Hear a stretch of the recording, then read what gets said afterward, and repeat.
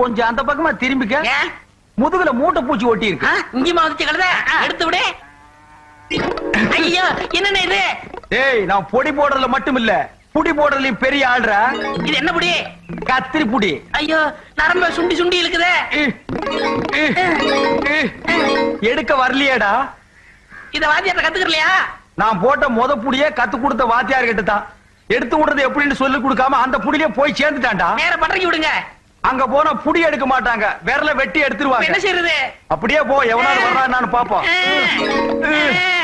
என்ன மச்சான் அது? ரெண்டு பேரும் நகமும் சதையுமா இருப்பீங்க, இப்படி பின்னி பிணைஞ்சிட்டீங்களே, என்ன தகராறு? தகராறெல்லாம் ஒண்ணு இல்ல மாப்பிள, தெரியாம கத்திரி புடி போட்டு எடுக்க தெரியல. நீங்க எல்லாம் மூக்கேத்தார் மருமகன் சொல்ல வெக்கமா இல்ல? அப்ப இல்ல, இப்பதான் இருக்கு வெக்கமா. மச்சான், நாட்டு மருந்து கடையில புடி விடுற தைலன்னு ஒண்ணு இருக்கு. 2 ரூபா தான் அது விலை. அதை தேய்ச்சா விட்டுரும். 8 ரூபா செலவுக்கு 10 ரூபா வச்சுக்க. பணமா?